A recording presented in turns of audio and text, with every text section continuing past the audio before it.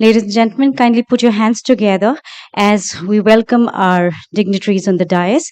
As chairperson of the session, we have IAS Additional Chief Secretary, Department of Science and Technology, Government of Rajasthan, Shri Sandeep Verma. Kindly put your hands together as we welcome the chairperson and all our panelists. We've been joined by Additional CEO, Government E-Marketplace, Mr. Prakash Mirani. Very warm welcome to you, sir. We've been indicated that Mr. Gaurav Godhwani, who is a co-founder and director, Civic Data Labs, and Mr. Kabeer Arora, program lead OCP, Civic Data Labs, will join us in few moments from now. We're also very privileged to have with us the senior procurement specialist from World Bank. We have Mr. Hunt Lakasha. Very warm welcome to you, sir. Ladies and gentlemen, as at the cost of being repetitive, I request you all to keep your electronic gadgets on silent mode from now onwards. And I request all our members who are outside to kindly join us inside as we are beginning the plenary session on application of technology in procurement. Before I invite the chairperson of the session to kindly take over, may I say a few words about him? Mr. Sandeep Verma holds an LLM with highest honors with specialization in government procurement law from the George Washington University Law School, Washington. And he is a member of the Indian Administrative Service since 1993 and has worked in senior positions in federal and state governments for almost 30 years.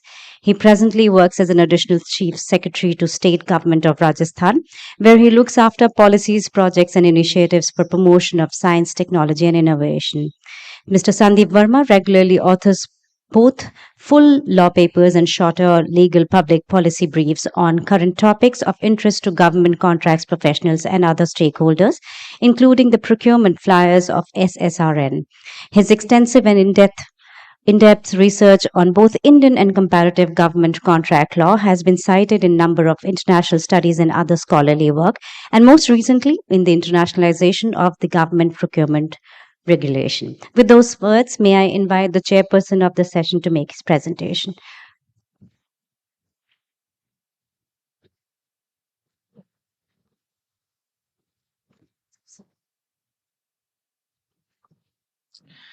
Good afternoon to all of you, and a big thank you on behalf of the speakers and as well myself to AIMA and to ADB for inviting us for this extremely interesting topic, which is the use of technology in public procurement. I'm going to try and stay out of being a speaker myself and act more chairperson-like, if I may call it that.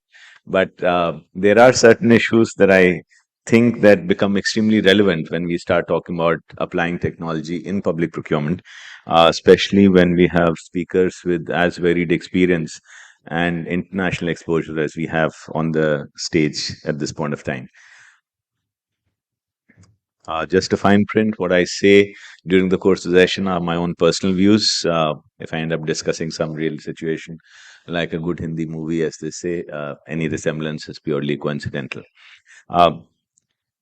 When I think of technology or talk of procurement reform or anything that works in this particular space, what I find interesting is something I think of as the iceberg effect. It's something that I can apply to a public procurement setting quite often. An iceberg is something 10% is what you see, 90% is what you don't. Apply it to a procurement cycle. I find a situation where awarding a contract fairly and competitively is 10% of the problem, and 90% of the problem is really how to manage a contract that's been awarded by somebody else. I think that part of the procurement process is something that's extremely complex and challenging.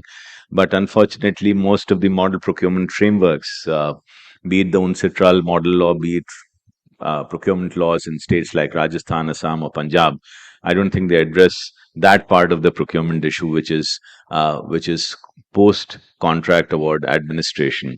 And a lot of it actually feeds back into the award of contract itself. For instance, if you don't pay your contractors timely and with a certain degree of promptness, there is likelihood that when the next time you run a procurement process, you won't get enough competition. So competition is in that way very clearly impacted by how good contract administration process that a state government is running. Um, this particular session uh, is obviously going to just be a tip of the iceberg. We cannot discuss the gamut of what technology brings to the table, but we'll try and look at what lies beneath what we see when we go on applying technology in procurement, and just put in some issues on the table as to where it could perhaps be applied. Um, like many other technology, there's always a lot of unintended consequences at work. It's like the atomic bomb and a nuclear power based on the same principle. So, what technology brings to the table and what it can create, and if it creates an animal that you can't control, then what happens? Um, so, look at a few cases of, in the initial days when e-procurement started in India, there was this concern that what we want is more competition, because what was really happening in the good old days, they're not really good in that sense, was that bidders would be physically stopped from filing bids, and now it's become a totally different process. But there was this period of transition when small bidders who did not have access to computing technologies and IT technology, they were prevented from participating in the marketplace. So, in some senses, it reduced competition, but in more senses, it enhanced competition in certain ways. E-procurement has had a very interesting story in Madhya Pradesh in India, which we don't get to hear so much in the public domain, which is we brought in e-procurement thinking it's going to provide a lot of integrity. And then we landed up with a situation in Madhya Pradesh where there was suspicion of digital tampering of bids just a few seconds or few minutes before closing of the bids. All that becomes possible the moment you move to a digital platform, and therefore security of bidding is something that becomes important as you start looking at the technology issues. We've read about health data losses, extensive computerization and digitalization of health data, and yet we have a case of a huge hospital in Delhi where there's suspected data loss of privacy. So something like that immediately comes to the mind as to how do you control this very difficult animal, which is applying technology to a procurement process. In a different context, you can talk about procurement consulting, which has had a good impact in terms of opening procurement issues to more than public sector actors. And there's a thriving private sector that now is giving wisdom on how procurement should be conducted by government entities. At the same time, when you start looking at from the inside, what we find is that there's a loss of memory and loss of professionalization amongst government officers themselves, because there's so much outsourcing happening. Is that you're becoming dependent on outsiders or outside players, and the second thing is you're forgetting how to run a good procurement process yourself, and that's something we see happening inside. Just because there is too much interaction, how do we control that process? And the latest one that I think it's already been seen in Europe. Europe was the market leader, so to speak, in the government marketplace when it came to open data. But we've had a couple of judgments of the European Court, which are now rolling back transparency in Europe and saying that there is an issue of data privacy and you can't really place anything and everything under the sun in public domain. So you had a couple of steps back.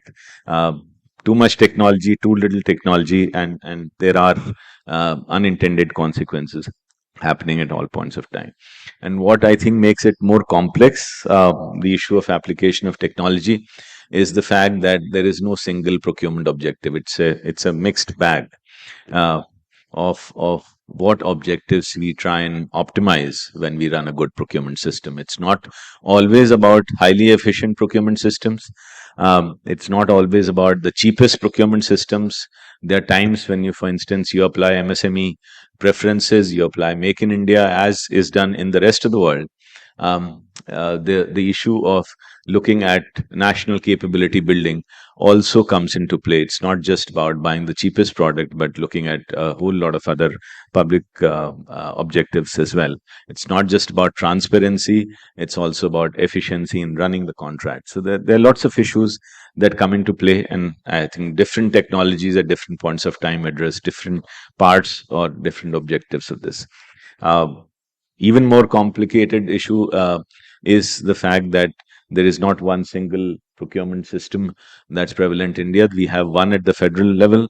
Then we have PSUs procuring based on those principles. So you have GFR 2017 and the three manuals which were updated very recently by MOF. Um, but beyond that, there are a whole lot of stuff that some of it is still work in progress, like draft national PPP policy, draft PPP rules. There was a public procurement bill that lapsed, perhaps for good. There was a draft public contracts resolution of disputes bill. And then of course, you have 30 plus states running their own procurement systems, and they are extremely big players in this sector.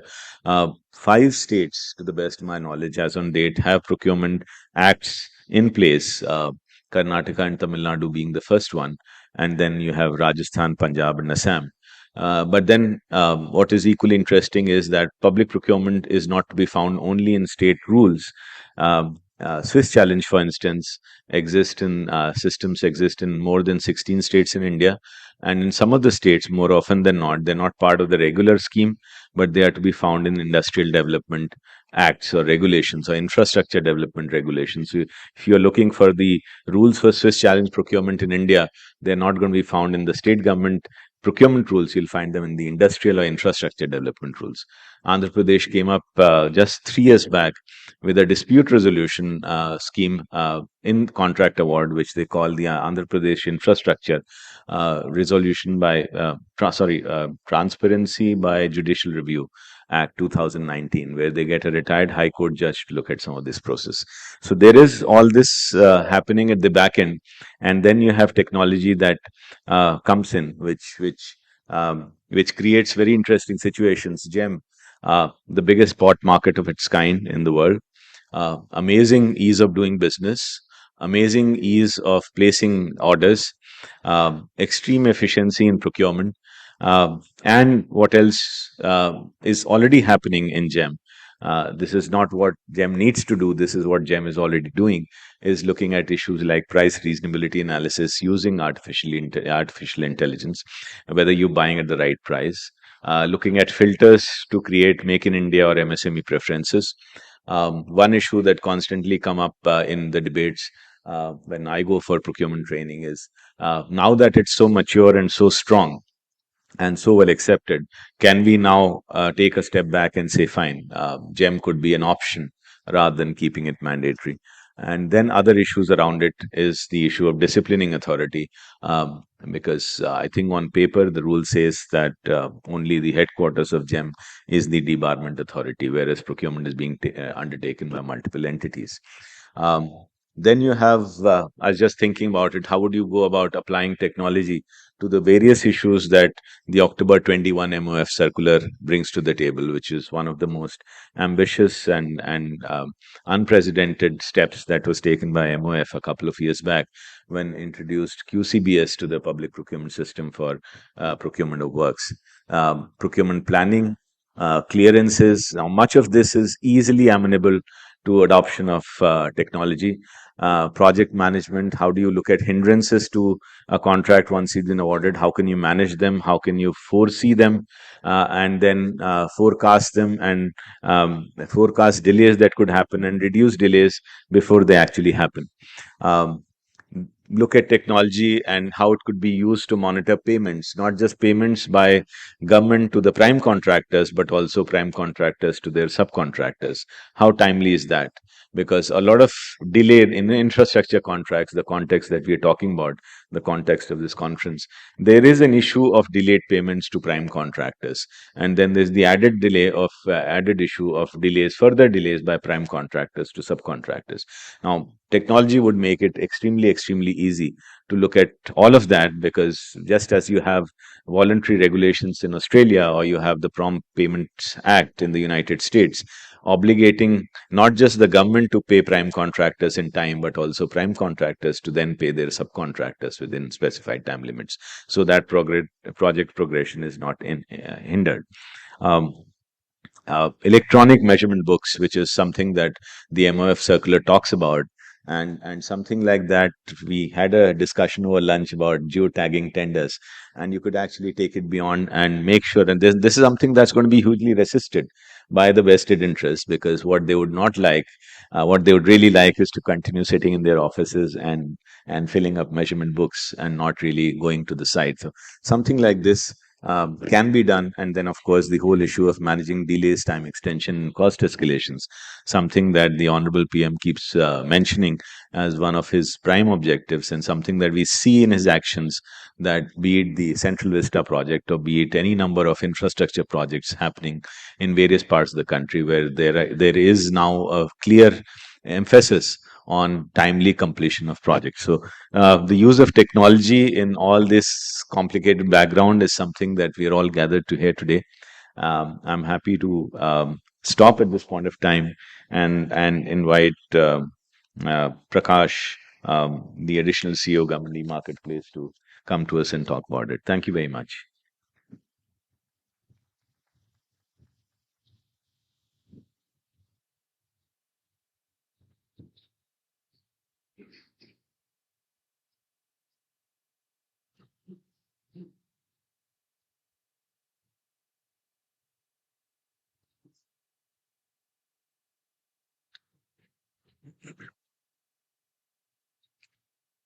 Good afternoon, ladies and gentlemen.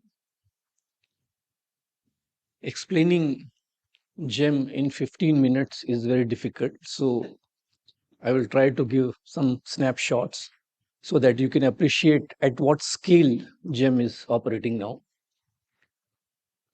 Most of the participants must be aware of government e-marketplace, but just to set the context, about 6-7 years back, the situation was that there was lack of standardization of bidding documents and contracts across the organizations. Even within one organizations, the different departments were using different templates. And one of the biggest problem with the buyers was lack of procurement expertise. There are very few organizations in this country where the officers are well versed with the public procurement rules. From seller side, there were issues about the entry barriers. Small sellers were not able to access government procurement. Then there were a lot of manual interventions and obviously unethical practices. With all these things in mind, the government of India decided to launch a digital portal which would provide end-to-end online procurement solution. GEM provides complete end-to-end solution right from bid creation to publishing of bid, technical evaluation, financial evaluation, placement of contract, contract management, invoicing and release of payment, everything on the same portal. The three pillars of GEM are inclusiveness, transparency, and efficiency. With these underlying themes, we constantly bring more and more functionalities and try to refine the processes.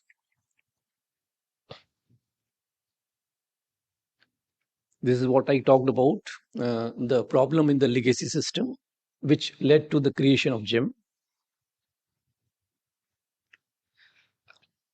Rule 149 of GAR was amended, and now it is mandatory for the central government departments to procure all goods and services through GEM, which are available on GEM. There are multiple tools available on GEM. We'll see one by one. This is the trajectory which GEM has achieved. Last year, total GMV was more than 1 lakh crore in one financial year. And in the current financial year, we have already achieved 1,24,000 crore and hope to hit at least 1,75,000 crore. On the right side, you can see the share of central ministries, CPSE and states all are contributing roughly the same.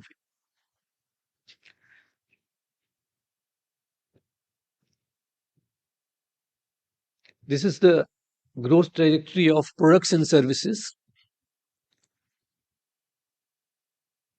In products, the procurement in the current financial year has also crossed the total procurement in the last financial year. Similarly, in services also, the adoption of services is at faster pace, as you can see in the slide. The overall share is 75% products and 25% in services.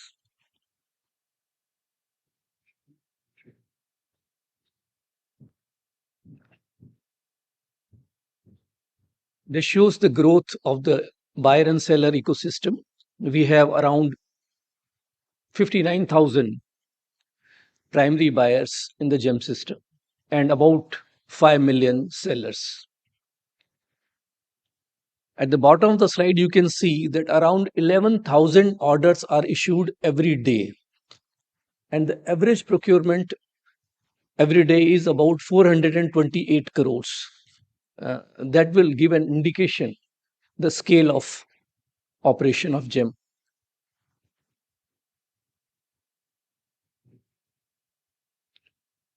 As I mentioned, the focus is on to bring underserved sellers on GEM. We have created these outlets on GEM like Womania, Saris Collection, Khadi, handloom or bamboo outlets. These have been created with the help of various ministries. So all women entrepreneurs, self-help groups, tribal entrepreneurs, products manufactured by these small entrepreneurs are showcased in these outlets and can be procured directly through this.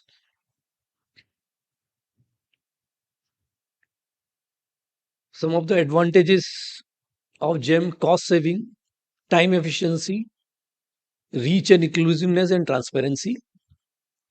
The tender cycle time has come down from 34 to 24 days now. The share of procurement by micro and small entities is more than 55%.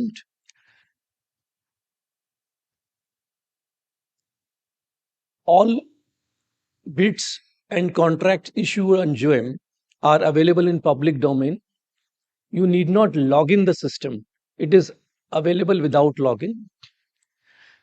If a bid is issued and the prospective bidder feels that the bid is biased, he has a window to represent against the biasness of the bid and the buyer has to respond.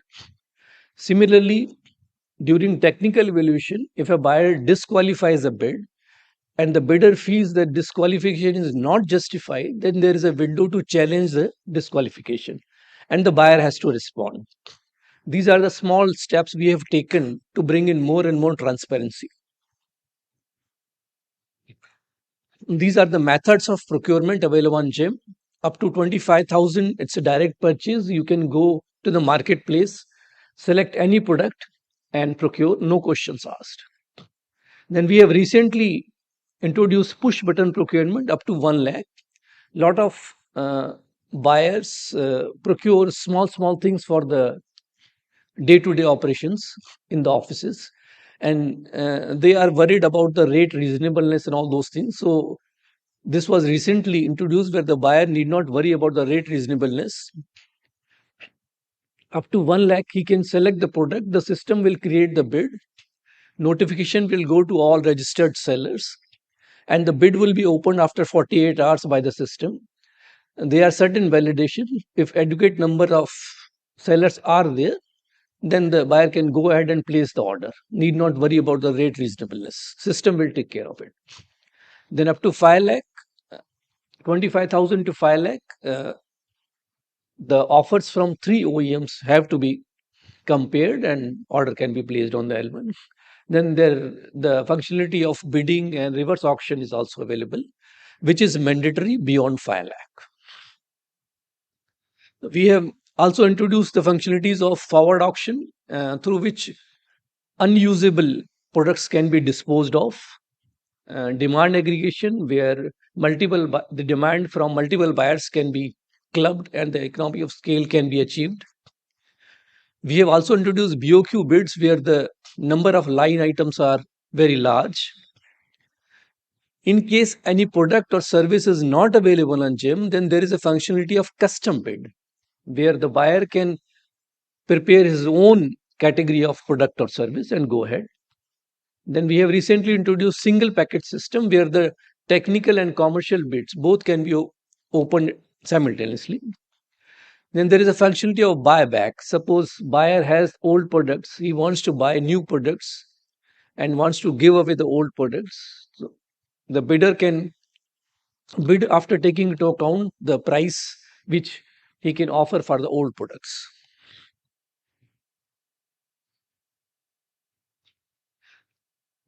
We have about 260 plus services available on GEM, which would cover almost 95% of the spectrum. So there is hardly any service which is required by any government organization and that is not available on GEM.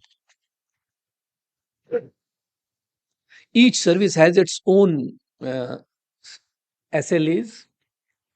If the buyer feels that the general SLA is not adequate, he can add his own terms and conditions for SLA. He can add terms and conditions. Various filters are provided where the buyer can come and select the requirement as per his choice.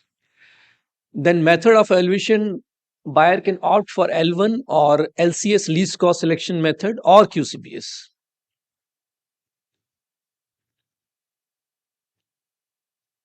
This graph shows the number of bids published by the buyers each month.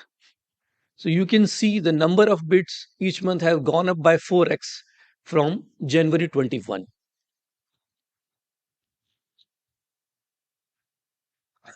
This shows the bids participation by sellers. The number of participation has gone up by 2.6x from January 21.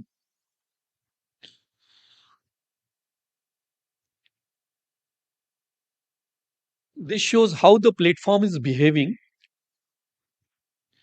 Although the peak load is going up on the platform as indicated in the upper graph, but the page load time is coming down. So that shows that the portal is behaving more and more efficiently.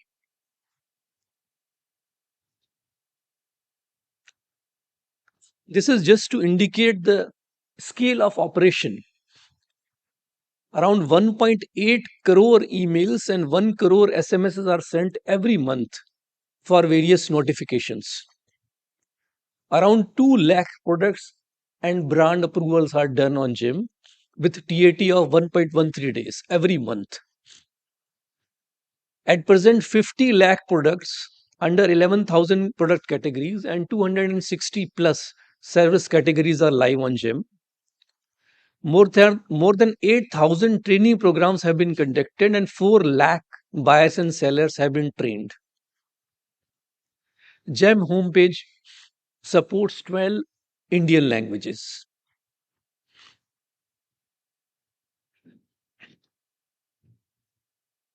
This shows the external integrations that we have already done. We are already integrated with all government databases like Aadhaar, income tax, MCA 21, GST.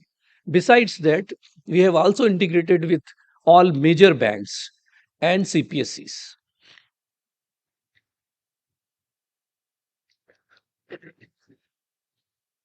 Since we are sitting on a mountain of data after 6 years, we have started doing data analytics to find out whether there was any anomalous behavior on part of buyers and sellers.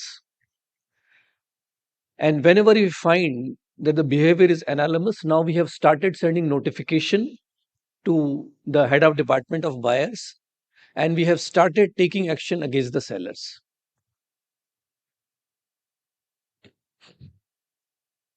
These are some of the use cases that we are working on.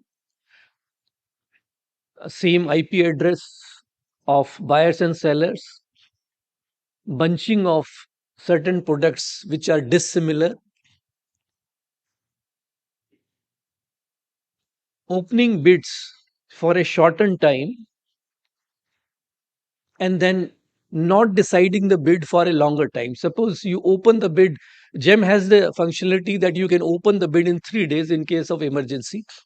So if a buyer is opening a bid in 3 days, the presumption is there is an emergency and he should decide the bid maybe in next 8 or 10 days. But somebody is opening the bid in 3 days and not deciding it for 60 days. Such cases are flagged by the system. Then rejection by the buyer, uh, undue rejection by the buyers, or same group of sellers colliding and bidding in a cartel. All these we have defined about 16 use cases, and the system gives the report. We examine those reports and take suitable actions. At present, this analysis is manual. We have hired an agency which is developing a module on the basis of artificial intelligence so that such examination would be faster and the actionable leads would be available.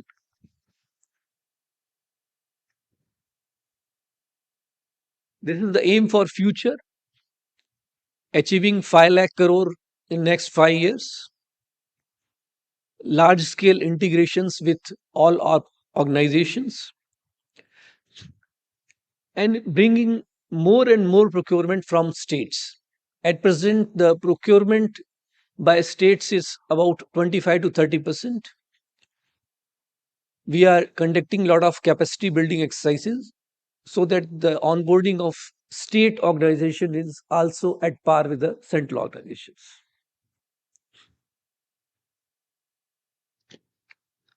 These are some growth areas for us, bringing all forms of government procurement, driving grassroots adoptions. Now we are going to the municipalities and village panchayats, enabling them to procure through GEM. And one more important area we are working on is value added services in fintech, logistics, and data analytics. Thank you very much.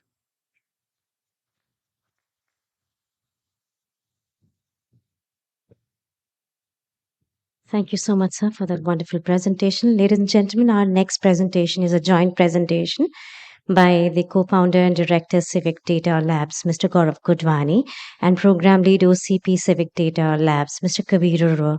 May I invite both Mr. Gaurav Godhwani and Mr. Kabeer Arora to make the joint presentation.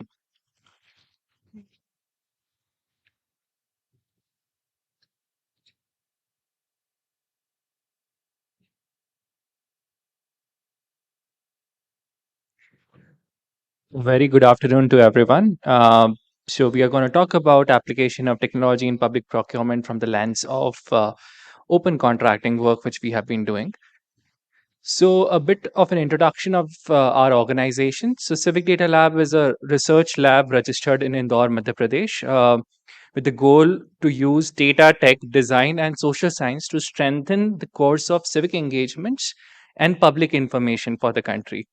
And we do it by harnessing the open knowledge ecosystem, the open source movement, which is already global and quite enabling to citizens globally in terms of better engaging with public reforms. So, as you would know, that there are close to $13 trillion dollars being spent on public procurement every year globally by several countries. But very few, only 3% of that are opened in public domain in a very accessible and easy format for citizens at large. And this number is not increasing at a pace at it should be, right? So that's where the whole practices of open contracting come in, where Open Contracting Partnership, an international research agency, which is a network of all the public procurement practitioners across the globe, working to open up practices, public procurement practices, with a shared set of best practices, as well as things like data standards, open contracting data standards, which can enable much more data driven reforms globally. So we work on publishing open contracting data for everyone to work with, improve stakeholder engagement with the data which is already out there, measure, adapt, and institutionalize reforms through several KPIs based on this data sets, and set goals, set public procurement plans much more in a data driven manner. So, those are the four key activities which we do as part of this partnership network. So, I would quickly run you through some of the success stories we have from other parts of the world and then come to India and see what's the work we are doing here. So, one case study is of Nuevo Leon.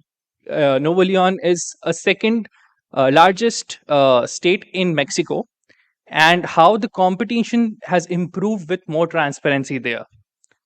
So, recently they launched this infrastructure procurement portal in around 2020, where they have geotagged most of their infrastructure procurement data, made it available for everyone to engage with, from right from the planning stage to the final bidding, selection of bid process, awards of bid process, and the whole process of public procurement data is accessible in a very simple format for citizens to engage with. This has resulted in increased number of bids every year. On an average, it has gone to 6.8 bids every year for almost all public procurement. And for last year, from 2021 to 2022, they haven't found a single bid tender which has been awarded in the region. And also, the number of tenders per sectors have also improved in last couple of years. It has also enabled civil society organizations to engage with this public procurement data, do more independent auditing, create several groups which can engage with this information and drive much more participation from MSMEs, etc. So there are several benefits which have happened over the course of last couple of years, and all of that is possible because of adoption of open data standards, open contracting infrastructure data standards, open contracting regular data standards in the region. And this has resulted in multi-stakeholder committees which are overseeing how procurement is done in the state of Nuevo Leon, Mexico.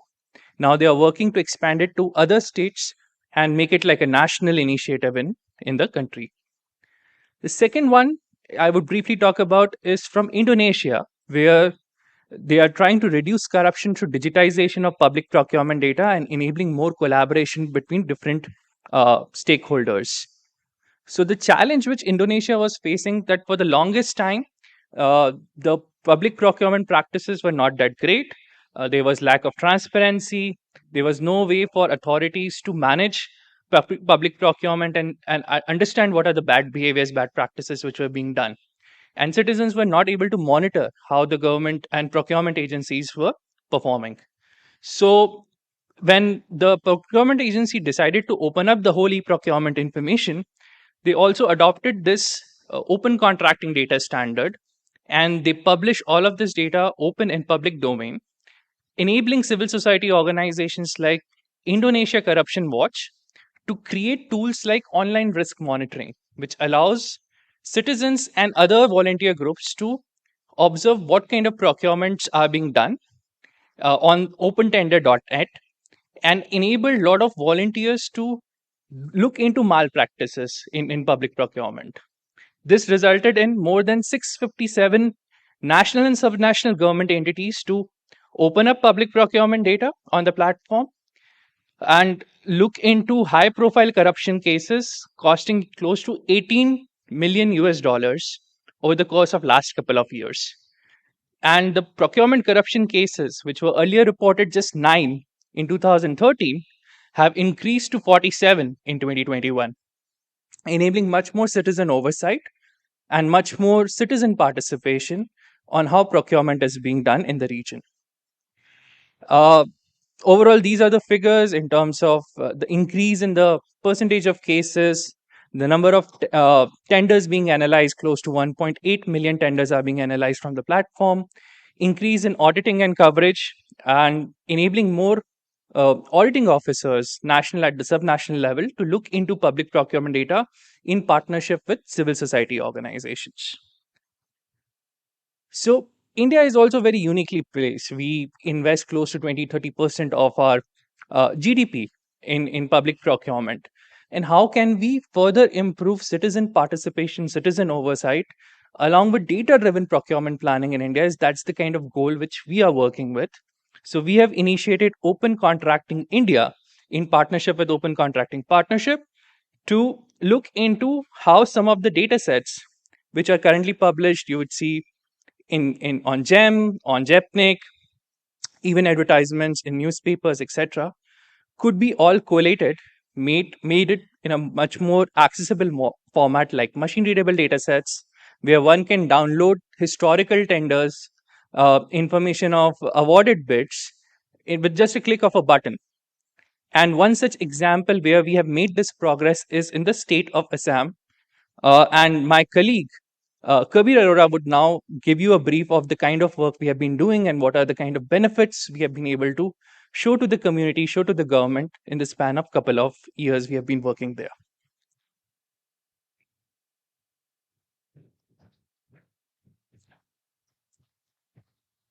Uh, Thank you, Gaurav. Good afternoon, everyone. We already have the context set, so I'll just dive in right into it. So, we have been seeing globally a lot of changes are emerging using data and technology, leveraging stakeholder engagement in the procurement life cycle. So, we have been in past 2.5 years trying to scale those ideas even in India through the state of Assam primarily. And we are doing this, first of all, by working with the governments. We are trying to adopt international data standards to map their data and then put it out there, because otherwise it's very difficult to analyze data, because there's a lot of idiosyncrasy and inconsistency in the way that we're capturing data right now, because that is not a priority as of now, but things are changing rapidly. Then we also have been creating certain use cases about how, once the data is available, how it actually can be used for increase in efficiency, transparency, competition, and also actually data informed policy decision making. And ultimately, we are also doing a lot of capacity building exercise, primarily with government stakeholders, but gradually we do hope to expand to private partners as well. So this was like basically context setting for Assam. I think we can skip this slide. But we're all aware over here in the room that state of public procurement has actually come a long way in past few years. So from offline tenders, so we have now, thanks to JEPNIC and a lot of e-procurement mandates, things have started moving. Uh, so these are snippets from the field trips. I was over there for a few months trying to understand how the procurement life cycle work, even for offline tenders, and also trying to identify the capacity deficit in different departments and different scales.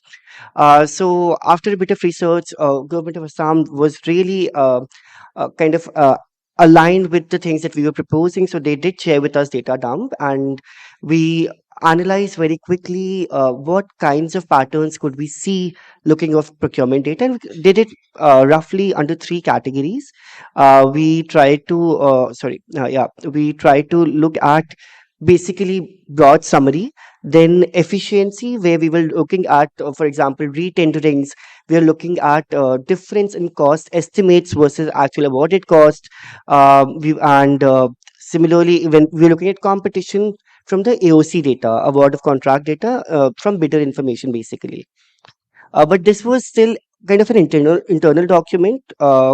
Following this, we actually did make something called Assam Public Procurement Explorer, where this whole data dump for past 5 years, and we update all the data quarterly, is available for public to access, do bulk download, analyze themselves. But we also provide certain KPIs through which government agencies as well as private players and academia researchers can look at the trends of procurement data. And Assam actually has been doing quite good work. Also, there's an active World Bank project over there which is pushing for public finance reforms, which aligns with the ideas that we are also advocating for. So that actually works uh, kind of a together. We're all pushing for certain kind of practices. Uh, do I have Wi-Fi access over here? Yeah, all right. So I will also quickly show the portal without taking much time. So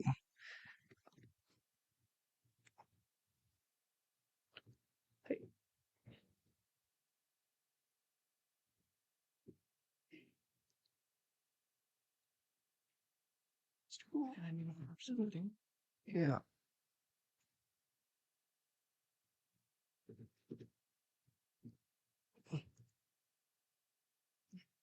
all right. So this is a portal that we have come up with. We have described, we have done multiple use cases, and currently we have only Assam's data, but we gradually hope to scale to other states, maybe like Rajasthan and Punjab, which are already doing quite good work in the area. So once we go to Assam Public Procurement Explorer, we can see all the tenders in past 5 years, very easily accessible under particular sectors. They can be downloaded, and again, sorry, there's some delay with the internet. Yeah. So over here, we can also look at the analysis using certain KPIs. For example, we can see percentage of tenders completed, where there was a difference between the estimated cost versus awarded value, number of bids we have received per tenders over years. And this can be filtered on the basis of number of departments, buyer, and this is available for anyone to use. And after we did this, we also were able to identify a lot of gaps where things can be better. And yesterday we had a wonderful session on public private partnerships. So we did launch a guidebook with a set of recommendation where such partnerships can be fostered further.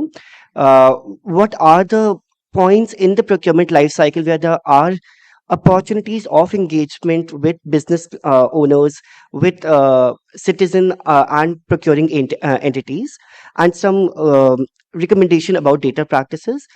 Please reach out to us. We have a few copies with us over here if anyone is interested. Uh, Following this, now we see in Assam a lot of capacity building and consultation have started to take place, and they are doing phenomenal work actually in this particular area. And just a few months back, Assam launched its own state public procurement portal after uh, uh, Tamil Nadu, Karnataka, and even Rajasthan, as I was mentioning over here. And we have OCI portal, the portal that I just shared, linked in this portal itself. So in this portal, in a single place, you have all the bids. They're also trying to digitize offline tenders. You have grievance addressal mechanism over here, a series of manuals and guidebooks, central as well as state, along with something called public procurement plans. So now Assam is pushing for procuring entities to prospectively lay out in the coming year what kind of procurements can be anticipated. So the bidders are also better prepared around what time of the year, what kind of procurements are likely to happen. And for finance departments, it's easier to track what kind of scheme is facilitating what kind of tenders. So this is an exercise which has started to take place. And we also conducted a capacity building session for this, so that procuring entities can use past data to come up with these plans. Similarly, now Assam has become first state in India to actually publish procurement data in open contracting data standards, which is an international standards, and the data is available on data.gov.in. So these were just some of the insights from very starting of technological interventions. But actually, when we move forward, have been we are getting more ambitious, as I was saying. With technology, there's always a next step. There are also limitations, there are possibilities. So we are exploring a possibility of seeing how procurement data can be used to guide policy decision to actually deliver services and take actions. So with Assam, the I don't have to actually iterate to like largely crowd over here, but Assam flood is one of the major struggles that they see every year. And to address to that struggle, there's a large number of public tenders that are released annually, for responding to floods, be it for R&D, be it for relief, be it for restoration and repair work, be it for building embankments and hard infrastructures. Uh, but the way data is captured, it's not very sectoral. It's very difficult to identify, for example, in past 5 years, how many tenders were actually pushed out through e-procurement just for addressing flood, because this is not just one procuring entities. Multiple departments, for example, PWD might work over there. Department of Water Resources is active over here. Health and Family Welfare Department puts out some information over here. So we went through all the data and identified what kind of spending has happened in Assam in past 5 years for floods. And then we tried to identify what is the actual requirement. And on that, we realized there's a need of something called a data ecosystem, where we can look at public finance data in reference to other important data sets to identify the requirements and how the government has been taking actions. So we actually collated data on weather and satellite data, access to infrastructure data, damages data, and demographic data to identify where the vulnerability is, damages are, effect of flood is more, and then ultimately the procurement data about how government has been addressing all the issues through procurement. And using actually these all data are now available in AI ready format. So anyone who is interested in doing different kind of modeling can reach out to us, but this is also available on GitHub, and people can do more kind of modelings. And we actually made a data model to see the gap where the funds are going highest versus where there might be more requirement. And then we also can see things like where the funds are going, requirement is there, but we are not actually developing resilience. So every year the funds are going, every year the damages are happening. So if procurement data, finance data is available in a certain format, that can also help inform policy decision and in turn also strengthen public and private partnerships to address these gaps. So we are working with the government of Assam State Disaster Management Authority in seeing how this kind of data model can be adopted. And of course, it falls back on financial practices, how we are collecting data, how we are managing our tenders and going through procurement life cycle to be able to make this a success. So these are the kind of summaries that we can see. This is just one of the districts. We can see how prepared the district is towards flood, what kind of impact it sees, and what is the probability of flood coming over there. I will request Gaurav again to wrap this session with final word. Uh, Yeah. So thanks, Kabir. This is where the progress we have made so far. We have these district report cards for several districts in Assam, which need more attention in terms of procurement planning. So yeah, look, find us after the session also if you have any questions and if you would like to replicate some of this work in your state of some of the national departments. We would be more than happy to provide support in terms of capacity building in providing the software techniques, the AI models, whatever we have made. Everything is in open access, so you can easily replicate it. Thank you so much. Thank you so much, ladies and gentlemen. That was Mr. Gaurav Godhwani and Mr. Kabeer Arora giving the joint presentation. I take it completely as my privilege as I invite our next speaker. We are very privileged to have with us the Senior Procurement Specialist from World Bank, Mr. Hunt Lakasha.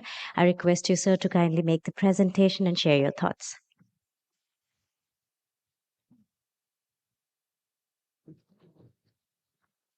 Great. Thank you so much for having me. I want to thank the Ministry of Finance and the AIMA for the invitation, and also the support from our World Bank colleagues, Shankar and also Geeta. Today, this is a great session. I'm very familiar with GEMS.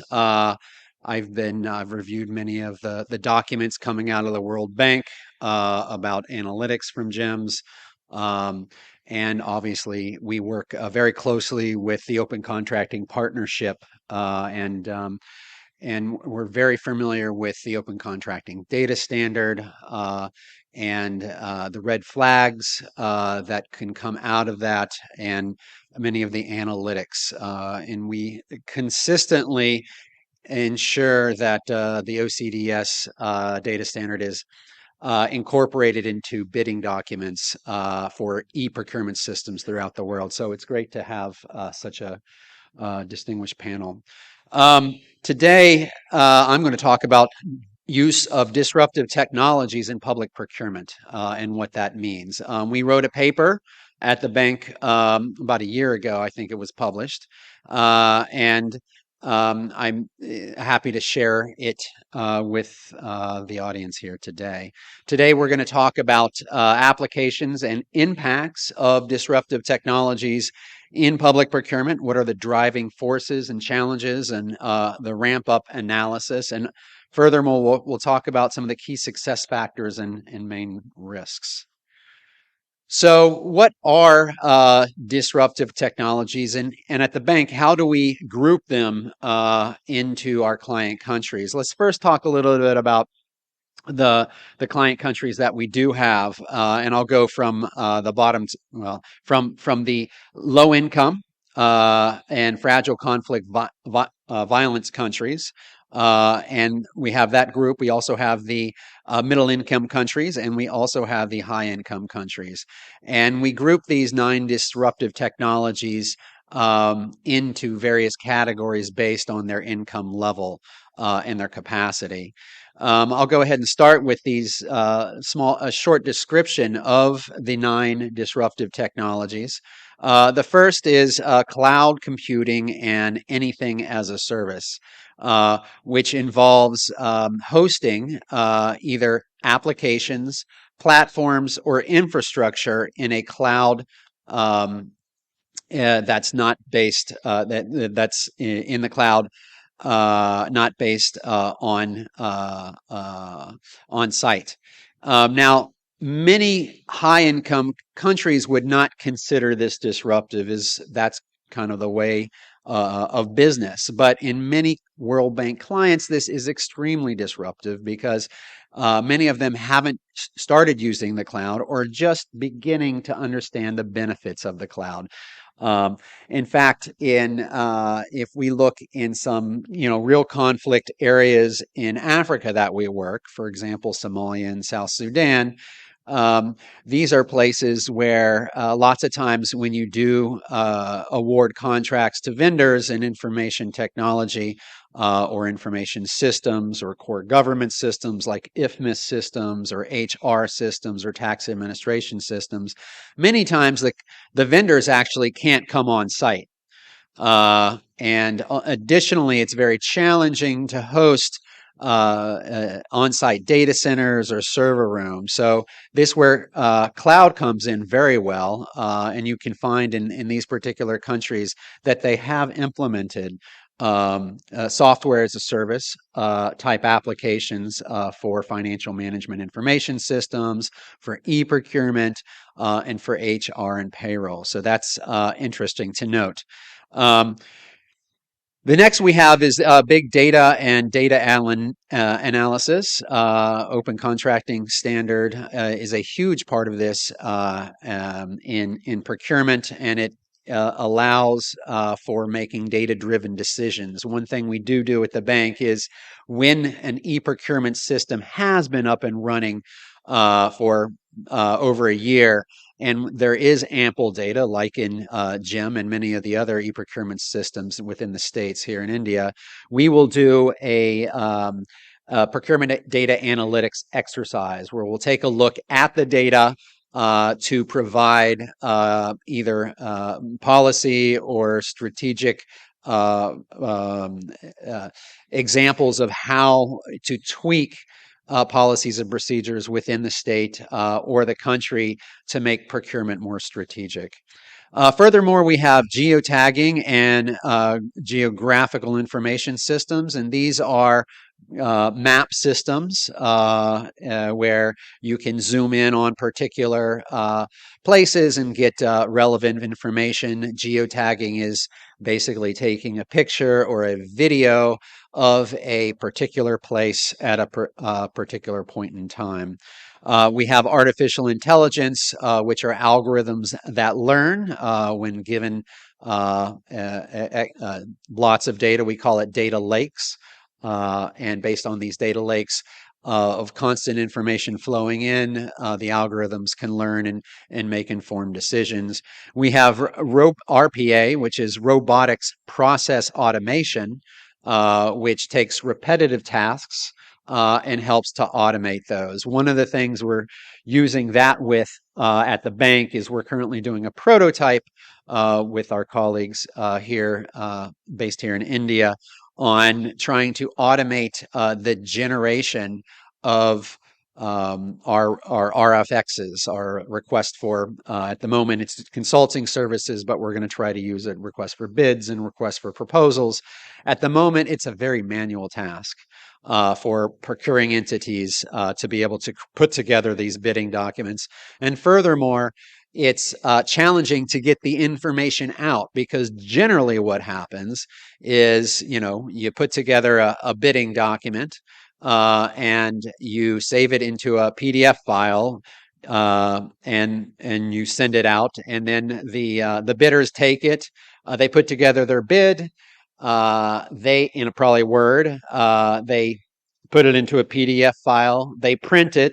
They sign it. They scan it back in. At that point, all the information that could be screen scraped from the document is pretty much lost. So the more information we can keep about the tenders themselves and the bids to be able to collect and analyze, the better. And one of the disruptive technologies to be able to do so is robotics processing automation.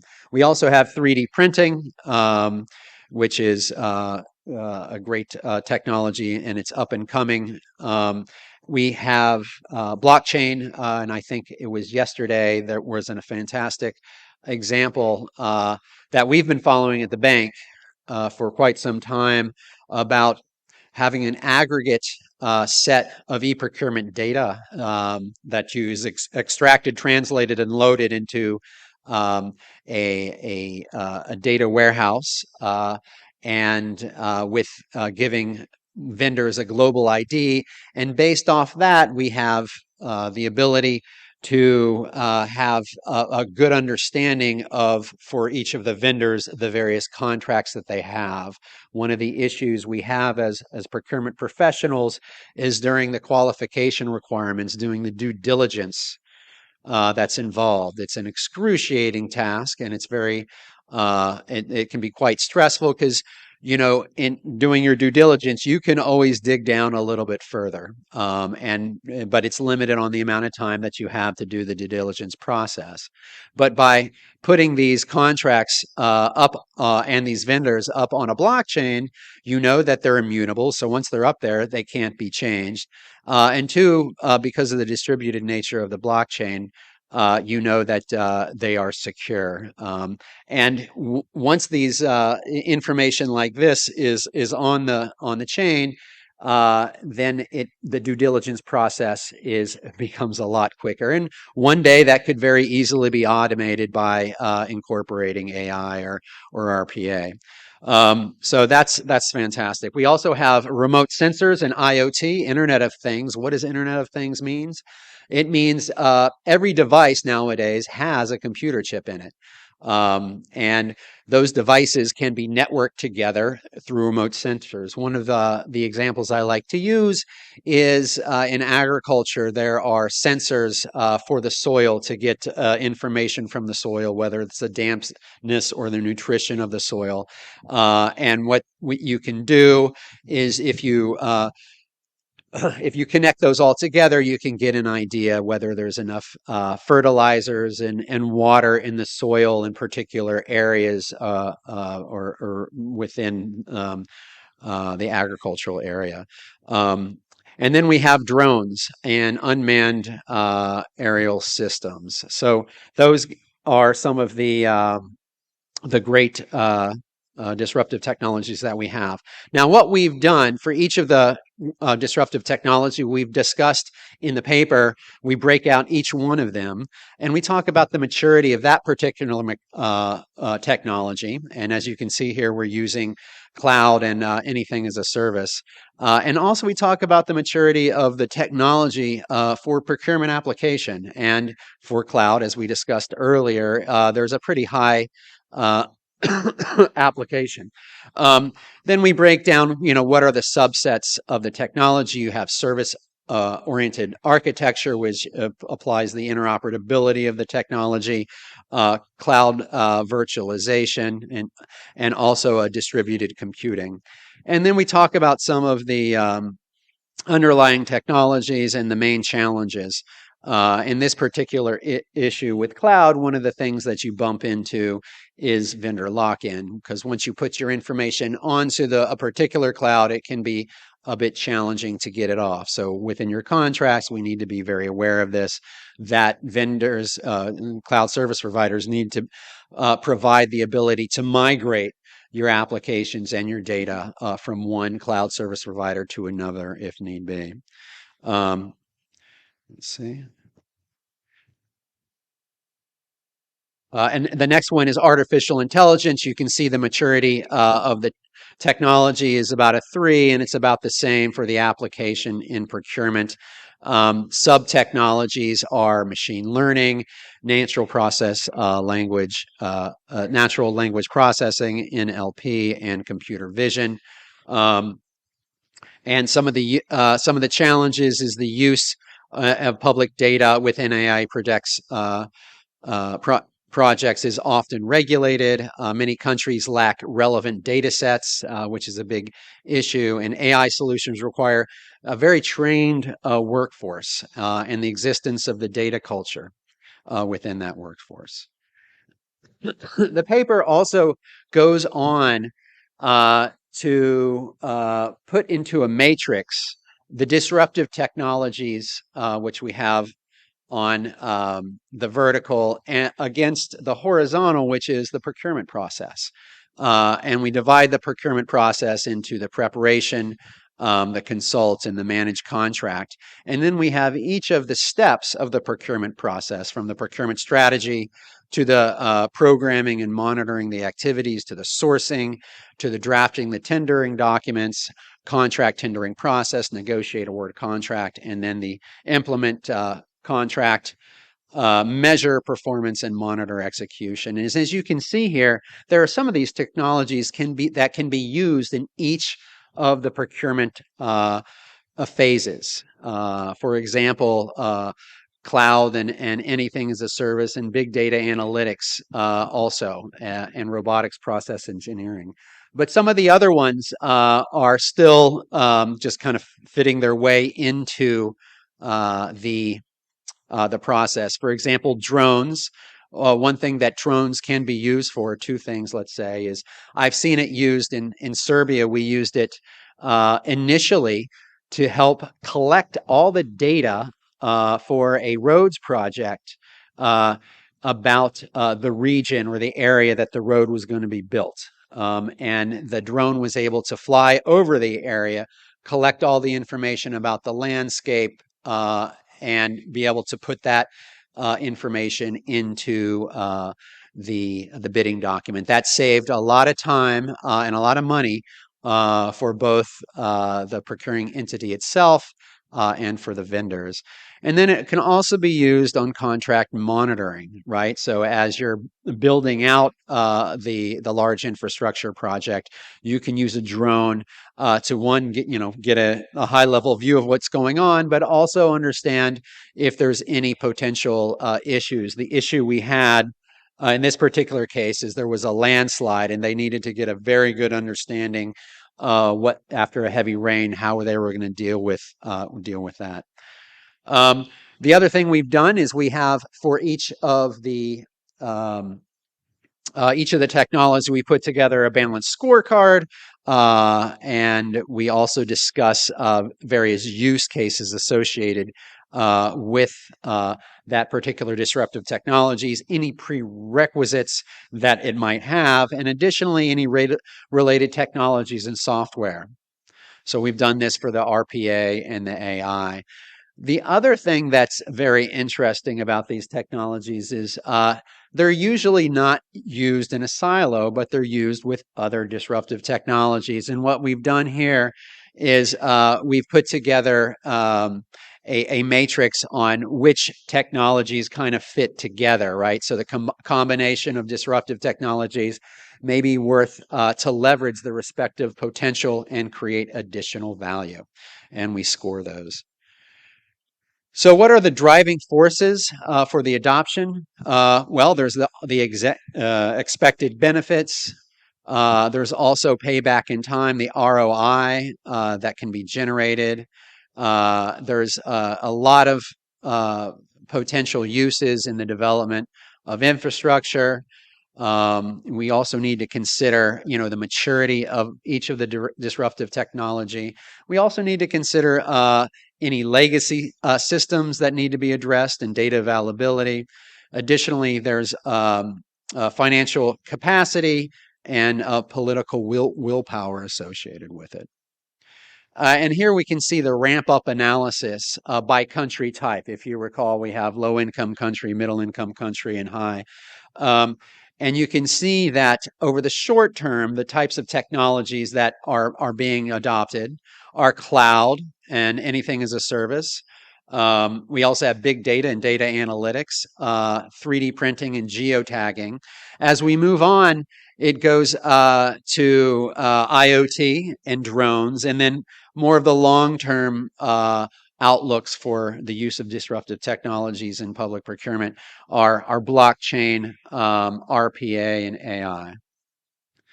Again, all of this needs to be sit on top of a legal, technical, and management frameworks where we have a legal framework that holds the regulations and the law.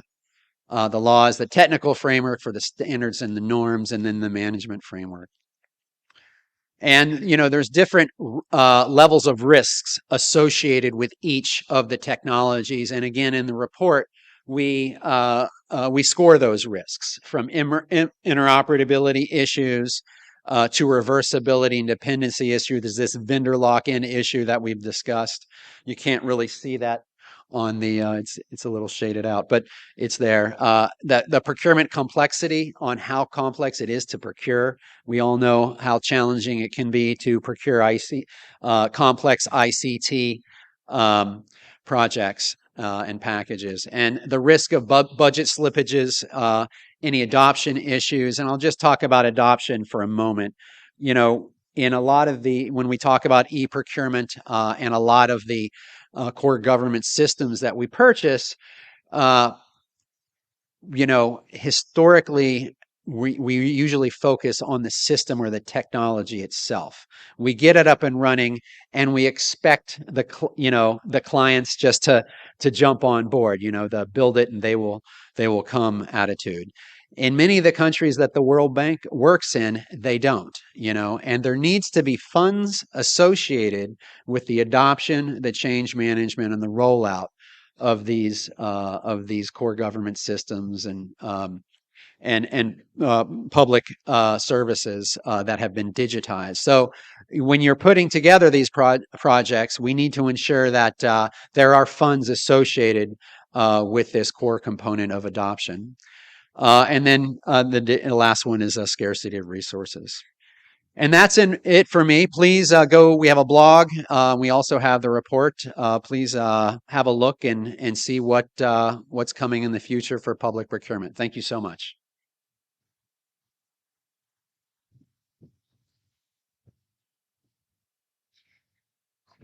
Thank you so much, sir, for that wonderful presentation. And now, with the permission of the dignitaries on the dais, should we open the forum for question and answer, sir? So, ladies and gentlemen, the floor is open for question and answer. Please use the microphone and do introduce yourself and let us know who's the question directed to. Please keep the questions very precise. Thanks. Yeah, please. We'll be happy for. You're trying to sum up. Should I? No, I'm not summing up at all. I'm just welcoming you and your questions at this point of time. Thank you. Thank you. My name is Sanjay Pandey. I am from HPCL. So my question is to you. Can you please be louder? Yeah. Sorry. My name is Sanjay Pandey. I am from HPCL. My question is to you, sir. You highlighted the problem of e-procurement scam of MP. So with respect to system integrity, how important is the STQC certification of the e-procurement portal important? And should any public procurement be done on a portal which does not have a STQC certification? Okay. Without looking into a particular agency, and I'm happy to have other speakers answer, particularly from GEM, this particular question, which is the quality certifications, but more important, the security certifications. Should it be just STQC? Can it be other agencies? I'm sure there is enough scope for um, uh, opening up the security certification to other parties. But do you need a security certification of something as complex and as sensitive as an e-procurement system? My answer would be definitely yes. Yeah. So, is there a further? Trying to cover up saying that there is I think Department of Electronics and IT, Yes. as per their guidelines, it is mandatory that any procurement portal has to have a STQC certification. Right. I'm just trying to stay out of rules and regulations based discussion at this point of time as to what guideline requires what. But yes, should you need a certification? Absolutely. Right. The possibility of bit tampering in an e-procurement system needs to not just be minimized, you have to practically bring it down to zero. And that is the objective for which any e-procurement system should really aim at. I'll be happy for a response from Jem on this particular issue that he's highlighted. Yeah, this STQC certificate gives you a comfort that all processes are secure. GEM is also STQC certified. So, question I would like to ask is STQC enough, or do you need to do more than that? That's You see, STQC team does the audit of each and every processes, and they give you a certificate. But in addition to the processes, what at risk is the cyber attacks. yes. Somebody can attack from outside, and your system may be compromised. So that is the cybersecurity from outside dangers. Now that is becoming more important. Just one small line, and then we'll probably try and take the next question. Is in terms of certification, you have to remember that it can't be really a one-off thing. It's not that you take a certificate at X point of time or T0 and that's enough. It's never enough, because the kind of disruption that can happen from the external environment uh, keeps on evolving, and all your processes and your security systems have to constantly evolve against the threats or the newer threats, and you have to make sure that their processes are constantly certified against to be strong enough to withhold or withstand those attacks. Right. Any other question, please? Good afternoon, sir. Myself, Praveen Sharma I'm from NTPC, working as Senior Manager Procurement. Sir, I have a question with from Shri Prakash Mirani, sir. Sir, earlier we were using procurement portals which were integrated with other systems like SAP. We are working with SAP procurement systems. Now GEM has come, and we are joining sellers as a buyer on GEM portal. But the problem is that now SAP is not integrated with GEM. So it is taking a lot of time in converting manually data from our SAP systems to GEM. Then after awarding, coming back to SAP's system for performing rest of the activities of payment and goods receiving. So my question is there any thought process going on, or if is there any roadmap for integration of SAP and GEM? Yes, we are aware of this issue. Many organizations have approached us for this integration. Now we are taking it up on a mission mode. We have created open APIs, and hopefully, the current year we should be able to integrate with at least 50 big organizations. Okay, sir. My second question and last question is also from you, sir.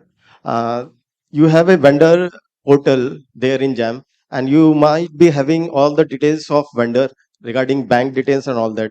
So now when this portal is open, GEM portal is open for all the class 1 and class 2 vendors. So all small bidders and vendors are also coming there. So every time we need to create new vendor code in our systems. So can we use your data as a our data? So there is no need to create new vendor codes and new bank details. Is it possible to have your data which we can use as a procuring entities? Yes, why not? But we are creating our own data, so it is getting a lot of time is getting consumed in verifying documents and bank details. This is causing delays in payment all that. We can discuss and we can find out a way to share this vendor data. Okay, sir. So, Fine. Mr. Thank you. Mirani, if I can take your point further. So, the issue is GEM creates a front end, and then you have all these user or buyer organizations with their legacy systems in place for inventory management and so on and so forth. So, is the way forward for GEM likely to be that you have the front end and you ask the buyer organizations to set up their own customized sort of integration mechanisms with GEM? Or are you likely to put out the solution for them to adapt? So is it going to be something that they'll do a case to case adaptation themselves, or is it something that's going to be pushed out from GEM? No, we'll create open APIs for all such integrations. Right. So any organization can come, consume that API and integrate. And go ahead and gel it with their own systems. Thank you. Any further questions, please?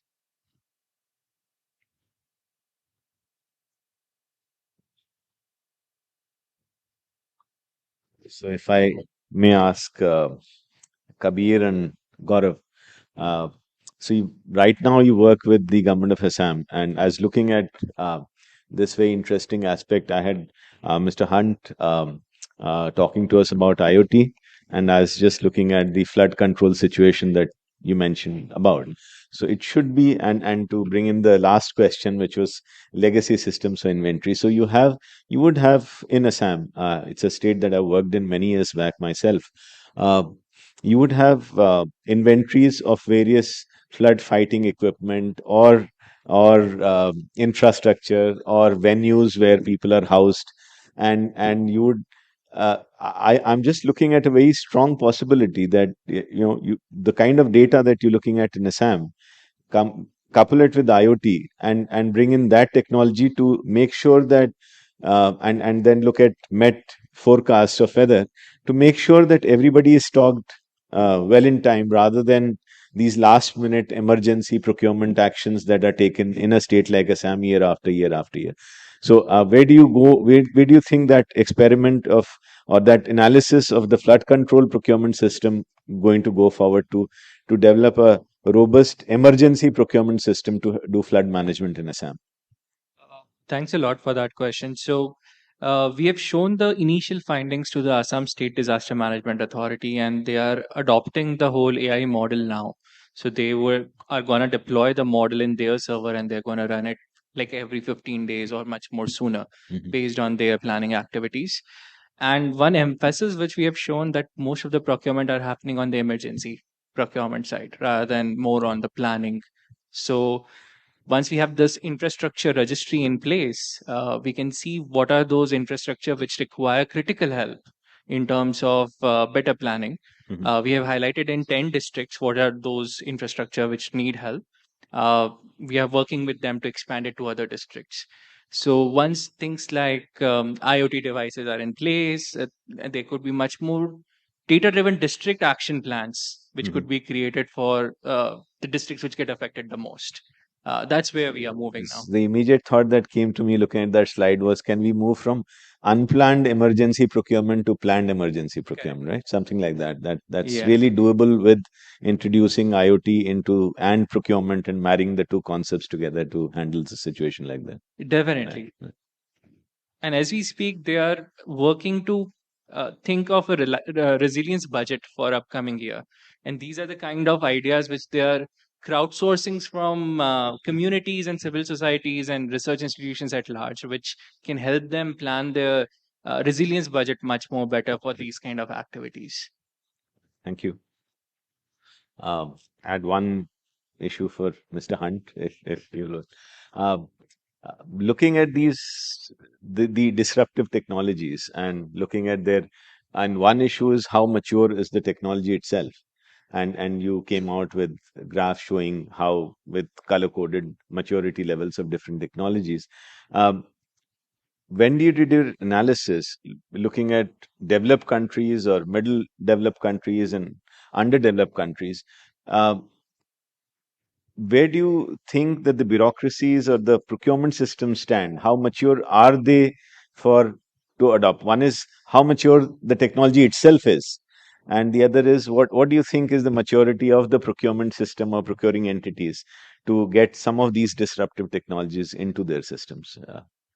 Well, that's a great question. One of the things we've been trying to do in some of the countries that we've been working in West Africa is trying to leapfrog from, them having, completely paper-based procurement systems to a digitized process. For example, in Nigeria, not at the federal, but at the state level, we put together a project to digitize all of the 36 Nigerian states within a 3-year period. It was crazy. And one of the ideas was, my goodness, what happens if, each of the 36 states purchase their own e-procurement system, right? So then there's 36 different systems. And then additionally, you'd have to have 36 different procurement processes, which is even more complex. So one of the things we did is we work with the general directors of each of the public procurements in each of the states, and we had workshops and we looked at the various technologies that were out there, and they decided amongst themselves that, hey, we think it's more beneficial if we all have the same system. Okay, well, that's a step in the right direction. And additionally, they decided that as opposed to procuring, trying to procure it 36 times, they would run a framework agreement where one of the states would lead on it. They'd sign the framework agreement, and then each of the other states could run a framework contract. That was the dream. So this in this particular disruptive technology is using software as a service, right? So they're basically all buying the same system, they're all getting the same functionality, and it's going to be hosted in a cloud offsite, not even in Nigeria. And we got about half of the states joined the framework agreement. They got their systems up and running. There were also incentives from the bank to just getting your system up and running doesn't mean anything in this particular region. It's also, we need to make sure that the incentives are built around the procuring entities using the system, running procurement transactions through the system. And we were able to do that. And this is where we talked about earlier, it's not just about getting the system up and running, in this case, using a disruptive technology of software as a service for e-procurement, but it's also about that change management and adoption. And there were funds and a large initiative to work with the public procurement agencies and the procuring agencies themselves. So that's one example. Is try to leapfrog. If they don't have anything, let's get them to start using this new technology. Thanks for the question. Thank you. So if there are no further questions, I don't think I'll even attempt to wrap up this session because as it is, public procurement is something that I find extremely interesting. It's to me, it's like unraveling all the time rather than trying to box it in and say, this is what it is. I don't think in my 30 years career, I've seen 2 contracts that are alike or 2 contracts which have the same problem. Every time I look at a new contract, there seems to be a new problem and a new challenge that seems to come up. The role of technology is going to be coming in multiple ways. There are a couple of phrases I had in my slide, which was technology for convenience, the application of technology for disruption, I think e-procurement itself was a technology used for disrupting the tender box system, and it just completely did away with that. And I think GEM has built up the e-proc experiment in India further in terms of disrupting how really conventionally purchases or low value purchases are made in government of India or in states. So the role is going to constantly evolve. I'm sure the technology are going to constantly evolve. By the time we have the next GPS, I'm sure we'll be hearing about many more technologies that can be used in public procurement. I would like to thank an extremely eminent panel for their time. Prakash Mirani from Government E-Marketplace. Um, uh, I think when I interact with states and procuring entities, and when they talk to me about GEM problem, I always advise them to just walk across to your head office team, because the head office team I've always found in my small little interactions always highly proactive and solution oriented. I'd like to thank Gaurav and Kabir. It's been a pleasure meeting you. And of course, the next time I watch the next Mission Impossible, I'm sure you heard of this. I'll remember Mr. Hunt again. So thank you very much for all your considered views, and thank you for being such a very patient audience. Thank you, organizers. Thank you very much. Thank you so much, Chairperson of the session, Mr. Sandeep Verma, for wonderfully conducting and concluding the session. Thank you, distinguished speakers, for an extremely enriching and very thought-provoking session. Ladies and gentlemen, we have come to the conclusion of the session, but we have a very special announcement. Distinguished speakers and dear audience, we take this moment for a very special announcement regarding an award. AIMA appreciates the effort of Power Grid towards the massive growth in GEM procurement over the year. Ladies and gentlemen, procurement through GEM in Power Grid started in 2018 in initial years. Few procurements, mainly goods procurement, was done through GEM, and in financial year 2018-19, Power Grid had carried out total 6.62 crore procurement through GEM, that is 0.29% of total procurement made by Power Grid in financial year 2018-19. But in subsequent years, when GEM has added more and more categories to its portal, GEM procurement in Power Grid was increased tremendously, and it reaches beyond 1050 CR. In current financial year 2022-23, that is the 98.88% of total goods and services procurement has been carried out by company in current financial year. For this, we, AIMA, would like to award Certificate of Appreciation to Power Grid. And may I request the chairperson of the session, Mr. Sandeep Verma and Mr. Prakash Mirani, to kindly present the award. I would like to invite Director Personnel, Mr. V.K. Singh, and Mr. B. Ananta Sarma, who is the Executive Director from Power Grid, to kindly come onto the stage and collect the award.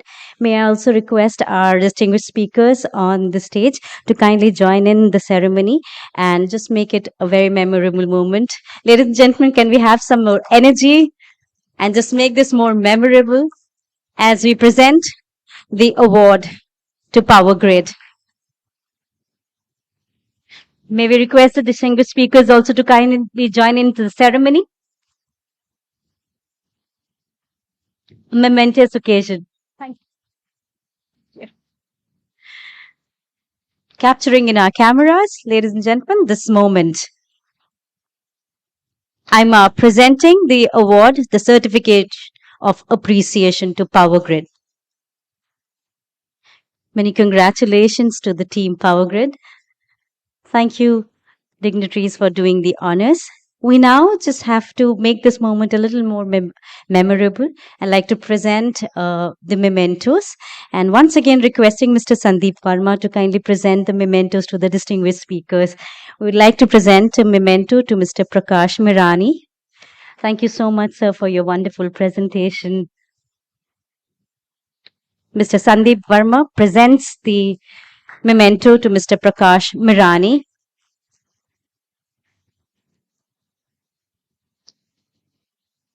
We'd like to present a memento to Mr. Hunt Lakasha. Thank you so much, sir. We also acknowledge and thank Mr. Gaurav Godhwani and Mr. Kabeer Arora for their wonderful presentation.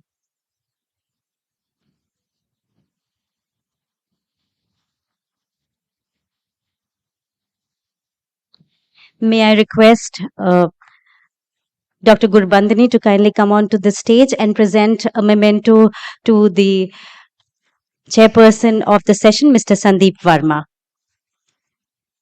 Thanking you, sir, for wonderfully conducting and concluding the session. Indeed. Ladies and gentlemen, we just ask you to put in some more energy. We're coming to the conclusion of the conference, the 2 days conference to 2 days Global Procurement Summit 2023. With that, we are in the end of the conference, the 2 days conference, and may I request the Program Director, Procurement and Contract Management, Associate Professor, Economics, AIMA, Dr. Gurmandani, to kindly propose the word of thanks.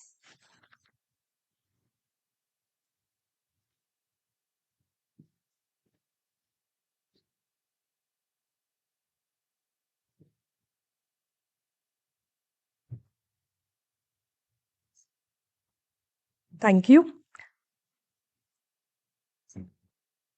So I would say if time is money, then you people have spent millions on us in these 2 days.